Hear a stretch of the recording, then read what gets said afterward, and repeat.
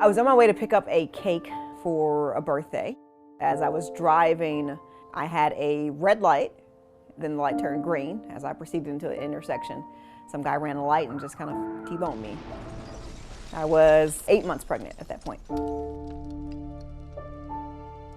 I think immediately I just looked down and realized either I was nervously sweating or my water had broke, either one or the other. So immediately I just picked up the phone and called my husband. I think it was my first phone call, and just told him I was in a car accident, come to the scene. And then a guy got out his car and ran over to me and called 911. And then I think I tried to get out of the car and realized that I was in a lot of pain and I couldn't. She was moving all the time, and after the accident, she didn't move at all. I remember being in the ambulance saying, "Hey, is she moving? Is she, I can't feel her moving. Is she okay?" Paramedics said, "We don't know. We're just gonna rush you over to the hospital." And I think that was my first sign that something was wrong. When I get to the scene, there's an ambulance there. I peek inside. I barely get to see Ashley pulling off, and then she's gone. Got into the emergency room. They tried to do some tests to figure out what was going on and couldn't hear her heartbeat. Tried to get it a few times, I think they did. And then I think pretty quickly they made the decision that I was gonna have a C-section.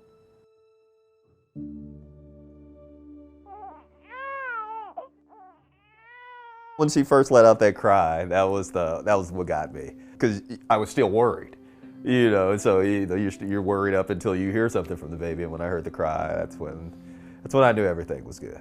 She went right into my husband's arms, not my arms, because I was in a neck brace. When I got home and tried to go through the process of getting the guy's insurance information who hit me, I realized that he did not have a driver's license, he did not have insurance, the car didn't belong to him, the person that the car belonged to, he didn't have a driver's license or insurance, so it was just like, all right, what do I do now? Ashley called me within 2 weeks of her collision. They knew obviously it was a serious situation, and it came down to, okay, Ashley, what is your uninsured, underinsured policy limit? Fortunately, she had sufficient coverage. We immediately pursued it.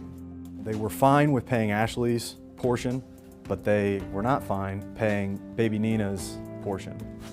I think I was more surprised than anything when Brandon told me that the insurance company said that they would cover, you know, my injuries, my medical bills, my car, but not my daughter's, because technically she wasn't a person at the time of the accident. She was born moments after the accident, but to them, she wasn't really a person yet.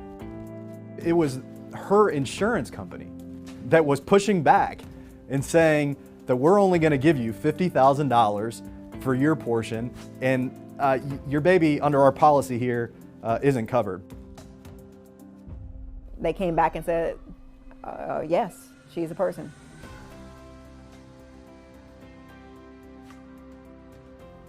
It's funny because when you get into an accident, you don't even think about the future, right? Like, you don't think about like all these medical bills that will come, all this. I mean, because of, you know, Brandon doing his research and everything like that, all the medical bills that came, they were covered. And we didn't have to worry about anything like that. We were able to move on with our life. They did their job to the T.